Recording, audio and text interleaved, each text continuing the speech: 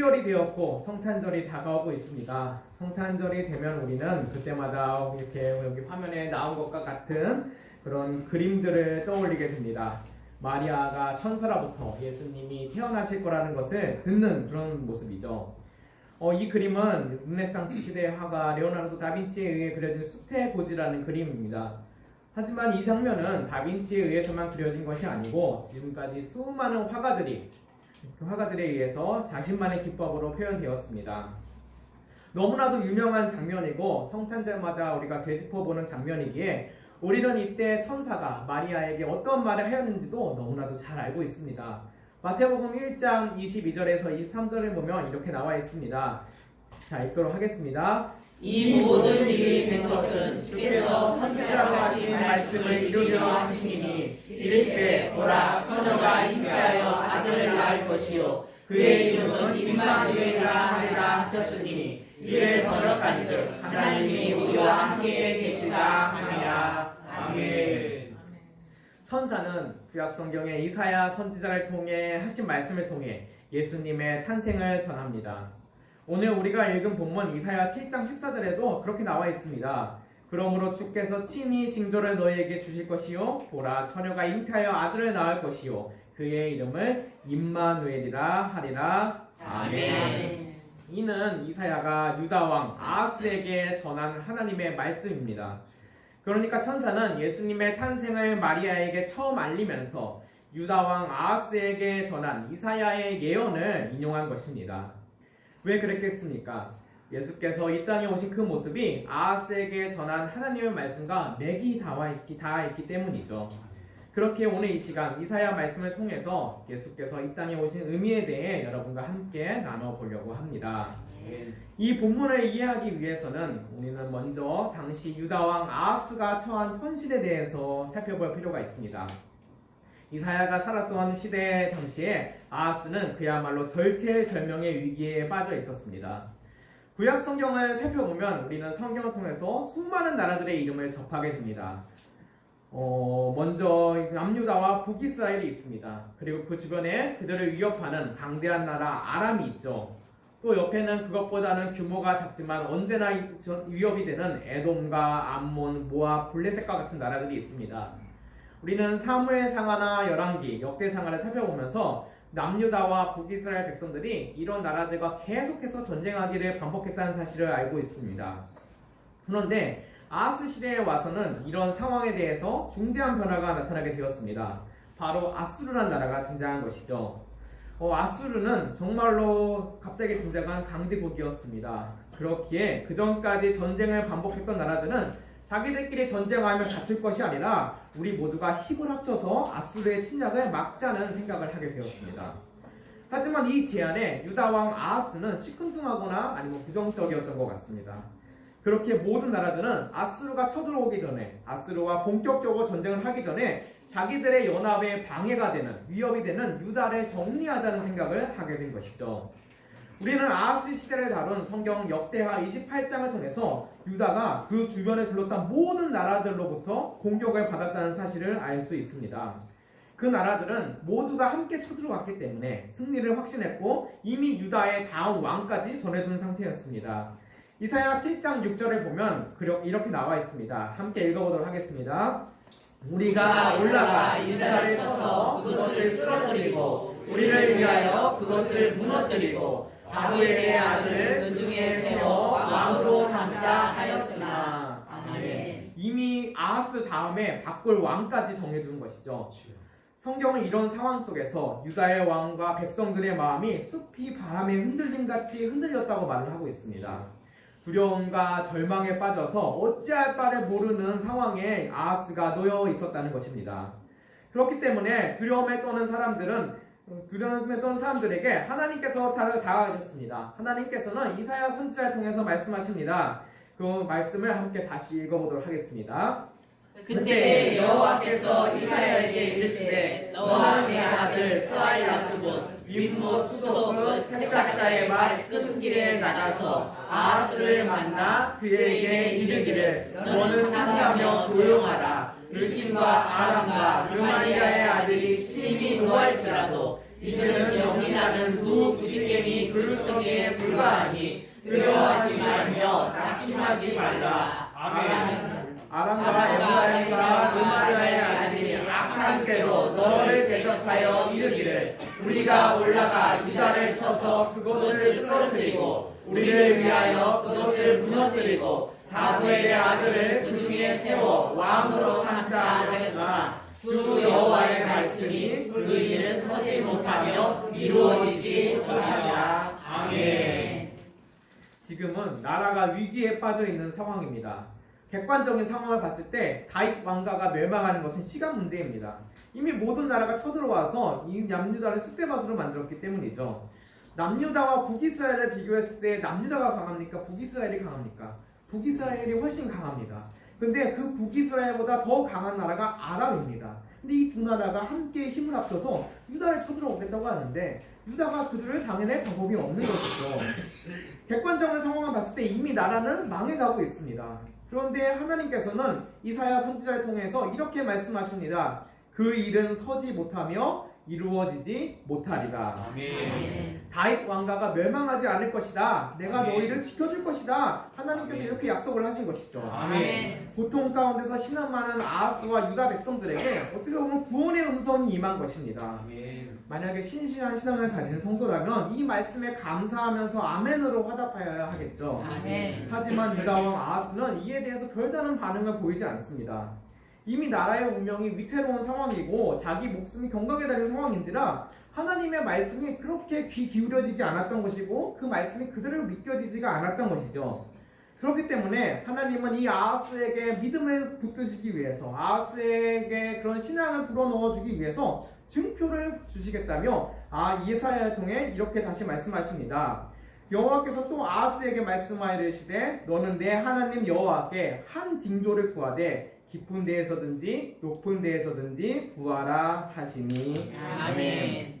많이 우리가 이렇게 사사기를 살펴보면 기드온이 하나님께 징조를 구했었죠. 마치 사사시대 기드온이 하나님께 징조를 구했던 것처럼 어떠한 징조를 아하스가 구하면 하나님께서 그것에 답해 주시겠다고 말씀하신 것입니다. 기드온도 미디안과의 전쟁을 앞두고 하나님 앞에 징조를 구하지 않았습니까? 계속해서 천사를 통해서 하나님의 말씀을 듣고 하나님과 소통하는 가운데서도 기드온은 하나님이 나를 승리게 하실 수 있을까? 내가 미디안을 이길 수 있을까? 그것을 믿지 못하니까 하나님께 징조를 구했습니다. 하나님께 기드온은 양털은 축축한데 땅이 말라있는 징조를 한 번, 그리고 양털은 마르고 주변 땅만 이스대에 젖어있는 징조를 한 번 더 구했습니다. 그러니까 하나님과 계속 소통하면서도 하나님 말씀을 듣고 있으면서도 기드온은 너무나도 불안했던 것이죠. 아하스도 마찬가지였던 것 같습니다. 그렇게 하나님께서는 이런 불신하는 아하스에게 그렇게 너가 믿기 힘들다면 어떻게 해서든 믿을 수 있도록 내가 도와주겠다 말씀하신 것입니다. 성경에 보면 하나님께서 이렇게까지 하신 적이 별로 없다는 것을 우리는 알고 있습니다. 정말로 하나님께서 절망에 빠져서 정말로 어찌할 바를 모르는 아하스를 찾아가서 아하스와 유다 백성을 불쌍히 여기시고 정말 평소보다도 더 친절하게 다가가 주신 것입니다. 그런데 이에 대한 아하스의 반응은 정말로 놀라운 것이었습니다. 다음에 나오는 12절 말씀을 우리 한번 읽어보도록 하겠습니다. 아하스가 이르되 나는 구하지 아니하겠나이다. 나는 여호와를 시험하지 아니하겠나이다 한지라. 아멘. 아하스는 말합니다. 나는 징조를 구하지 않겠다. 나는 여호와를 시험하지 않겠다. 이 말이 언뜻 듣기에는 굉장히 믿음을 담고 신앙을 담긴 말처럼 보이지만 이 속에는 불신이 가득 차 있습니다. 아하스는 생각합니다. 하나님이 유다를 구해주실 수 없다. 하나님 능력으로는 이 상황을 내가 타개할 수 없다. 그러니까 지금 하나님 뜻을 구하고 징조 구하고 이러는 것은 시간 낭비일 수밖에 없다. 이미 아하스는 다른 생각을 하고 있었습니다. 아수르 왕에게 구원을 청하는 것입니다.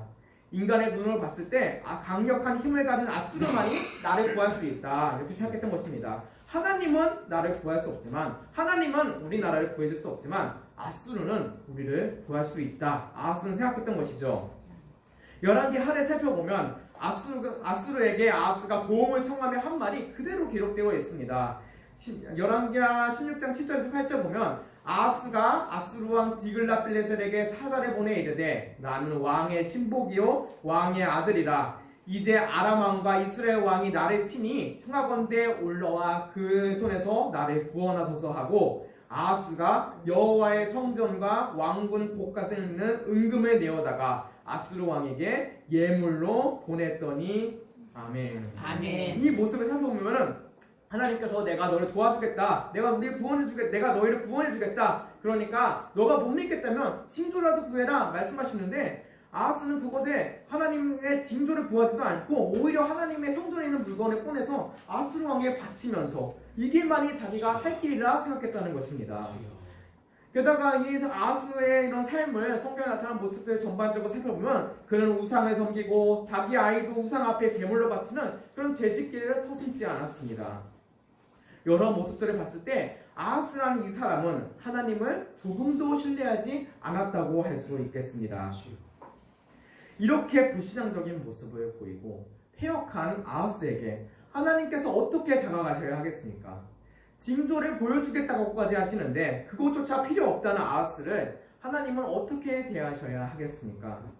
우리가 일반적인 인간적인 마음에서 이런 반응들을 살펴봤을 때 사람과의 관계에서의 나타나는 모습을 살펴봤을 때 이렇게나 어려움을 감안해서 배려해주고 확신의 증거까지 보여주겠다 하는데도 아랑곳 없는 사람을 만난다면 도움을 주고 싶어도 도움을 주려다가도 도움을 주고 싶은 용기 그런 마음까지 잃어버릴 것입니다. 본인이 믿지 않겠다는데 어떻게 하겠습니까? 그런데 아하스에 대한 하나님의 반응은 정말로 놀라운 것이었습니다. 이사야 7장 13절에서 14절입니다.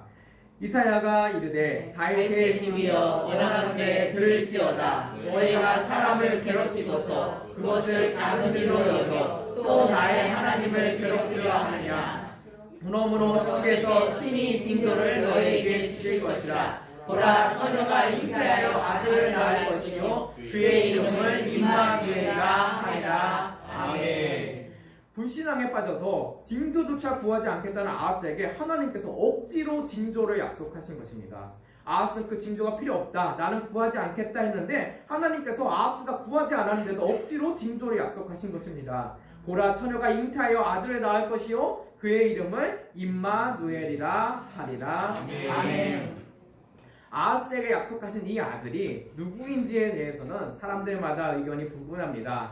혹자는 아하스의 아들 히스기야라고도 하고 다른 사람들은 아하스의 다른 어린 아들이라고 합니다. 하지만 한 가지 분명한 것은 아하스의 다윗 왕조가 이 징조를 받은 후에 정말로 살아남았다는 것입니다. 물론 아하스는 그때에도 하나님이 나를 도운 게 아니라 내가 도움을 청했던 아수르 왕이 자기를 구했다고 생각했을 것입니다.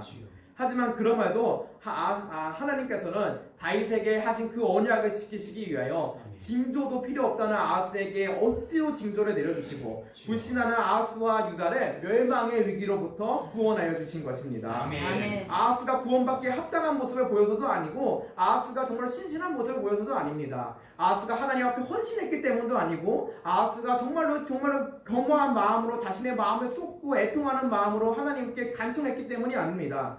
정말로 일방적으로 주어진 하나님의 은혜이며 언약을 완성코자 하시는 하나님의 신실하심에 기인해서 이 구원이 이루어진 것입니다. 아멘. 이 하나님의 놀라운 사랑과 신실하심은 예수 그리스도의 사랑을 통하여서 다시 반복되었습니다. 천사는 마리아에게 소식을 전할 때 바로 이 상황에 대한 구절을 들면서 선지자를 통해 하신 말씀을 하나님께서 이루고자 하신다고 말합니다. 그 이유는 너무나도 분명합니다. 예수께서 이 땅에 오신 이유는 바로 이토록 불신하고 패역한 아하스를 대하시는 하나님의 마음과 같기 때문이죠. 그토록 사랑을 부어주시는데도 깨닫지 못하는 아하스와 유다 백성을 붙잡으시듯이 하나님께서는 예수 그리스도 이 땅에 보내셔서 죄의 사슬에 묶여서 어찌할 바라는 우리들을 구원하셨습니다. 우리가 봤을 때 우리들의 신앙의 양심을 비추어서 우리들의 모습을 바라봤을 때 우리가 과연 아하스보다 나은 모습을 지녔다고 할 수가 있겠습니까? 우리의 신앙이 그보다 신실하다고 말할 수가 있겠습니까? 우리는 삶 속에서 정말 아하스야와 같은 모습을 보일 때가 너무나도 많이 있다는 것을 알 수 있습니다. 우리는 성경에 나타난 수많은 불신앙의 모습들을 보면서 저 사람은 악하다, 저 사람은 어리석다, 성경에 나타난 많은 사람들을 보면서 이렇게 평가하지만 정작 우리 삶 속에서는 그들과 유사한 모습을 보일 때가 너무나도 많이 있다는 것이죠.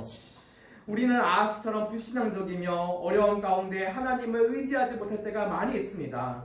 그래서 고난에 닥치면 역경에 닥치면 하나님이 아닌 다른 방향을 찾기에 급급하고 몇 가지 둘러대는 말로써 신앙인으로서 당연히 보여야 할 모습들을 그냥 그 얼렁뚱땅 넘어가려고 한다는 것이죠.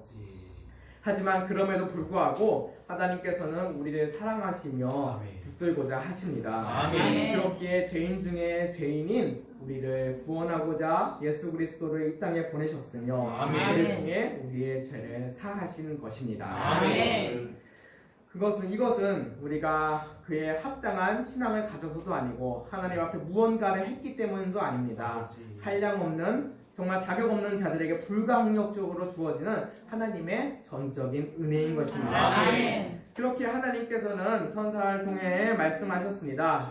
여기 마태복음 1장 23절 다시 읽겠습니다. 보라 처녀가 잉태하여 아들을 낳을 것이요 그의 이름은 임마누엘이라 하리라 하셨으니 이를 번역한즉 하나님이 우리와 함께 계시다 함이라. 아멘.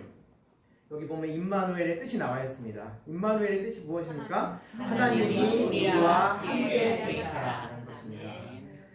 하나님은 예수 그리스도를 통하여서 지금도 우리와 함께하고 계십니다. 아멘. 우리가 때때로 불신앙의 모습을 보일지라도 하나님 앞에 다소 죄악된 모습을 보일지라도 그것을 십자가의 능력을 통하여서 보혈의 능력을 통하여서 사하시며 죄악된 우리와 하나님 사이 막힌담을 헐어버리십니다. 아멘. 그러니까 우리가 정말로 하나님 앞에서 가끔씩 불신앙의 모습도 보이고 정말 신실하지 못한 모습을 보이고 정말 하나님 보시기에 합당하지 못한 거룩하지 못한 영광되지 못한 은혜가 되지 않는 모습을 보일지라도 하나님께서는 억지로라도 우리에게 은혜를 베푸시며 아멘. 억지로라도 우리를 다시 이끌어서 하나님에 있는 구원의 전으로 다가오게 만드신다는 것입니다. 아멘.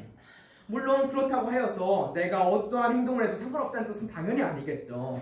우리는 자격 없는 우리에게 주어진 그 은혜를 날마다 기억할 수 있어야 할 것입니다. 아멘. 지난날의 죄악된 모습들을 회개하며 아멘. 하나님 앞에 헌신하겠다는 마음으로 아멘. 우리는 우리 삶을 살아가야 할 것입니다. 아멘. 그래서 우리는 이 시간에 정말로 우리가 신앙생활을 하면서 또 계속해서 살아가면서 우리를 자랑하고 우리의 모습을 드러내는데 집중할 것이 아니라 우리 같은 죄인들을 마다하지 않으시고 주여. 아하스같이 징조도 구하지 않겠다는 아하스 같은 사람들 우리조차도 정말 아하스와 닮은 우리조차도 마다하지 않으시고 품어주신 하나님 앞에 우리의 마음을 쏟고 은혜에 대한 감격 속에서 아멘. 충성된 삶을 살아가기 위해서 매진하여야 할 것입니다. 아멘. 여러분들이 이런 마음으로 정말로 다가오는 성탄을 준비하신다면은 정말로 우리가 임마누엘의 기쁨을 누리며 아멘. 하나님께서 우리와 함께 하시기에 아멘. 정말로 죄인된 우리들을 품어주시고 우리의 죄를 예수 그리스도의 보혈로 사해 주셨기에 그 아멘. 은혜에 감사하면서 아멘. 더욱더 풍성한 성탄이 될 수 있습니다. 확신합니다. 아멘. 한량없이 부어주시는 하나님에 대한 사랑과 그리고 예수 그리스도의 놀라운 은혜를 기억하는 모습으로 그 임마누엘의 은혜와 그 감사를 통해서 정말로 말씀을 통해 예배를 통해 또 삶 속에서 기억하고 또 체험하며 살아가는 우리 성도 여러분이 되시기를 예수 그리스도의 이름으로 축원합니다. 아멘. 기도하도록 하겠습니다. 정말로 죄인 중에 죄인인 정말로 불신앙이 가득 찬 아하스와 같은 모습을 보이는 우리조차 마다하지 않으신 임마누엘의 은혜를 저희가 정말로 찬양하고자 합니다.